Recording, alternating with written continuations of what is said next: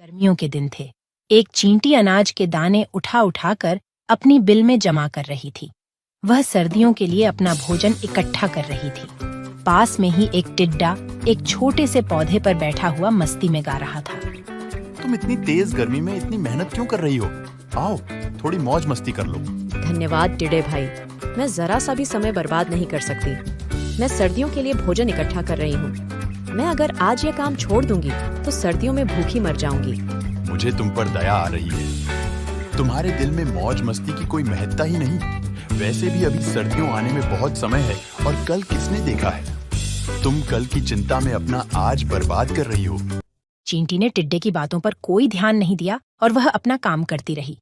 चींटी ने कठिन मेहनत से सर्दियों के लिए काफी सारा भोजन इकट्ठा कर लिया था, जबकि टिड्डा यूं ही मौज मस्ती करता रहा।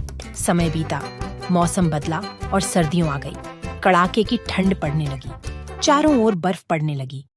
पेड़ पौधों से पत्ते झड़ गए। सभी जीव अपने अपने घरों में दुबक कर बैठ गए। इतनी ठंड में भला घर से बाहर कौन निकलता? लेकिन टिड्डे के पास खाने के लिए ज्यादा कुछ नहीं था।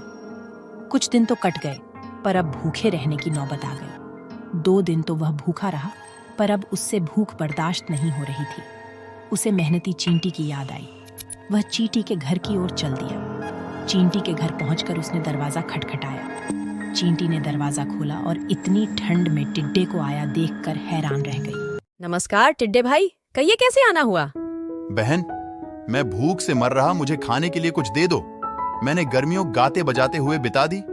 अपनी लापरवाही की वजह से सर्दियों के लिए कुछ भी इकट्ठा नहीं कर पाया। अब तुम्हारे पास बड़ी आस लेकर आया हूँ। ऐसा है टिड्डे भाई, अब सर्दियों भी नाचते हुए बिताओ। गर्मियों में मुझे अनाज ढोता देखकर भी तुम्हें अक्ल नहीं आई। अभी तो तुमने मेरा मजाक उड़ाया। हम चींटियों न किसी से कुछ लेती हैं और न किसी को कुछ देती हैं। समझो, अब जाओ यहाँ से। दोस्तों, यहाँ हमें ये शिक्षा मिलती है कि बिना मेहनत के कुछ नहीं मिलता।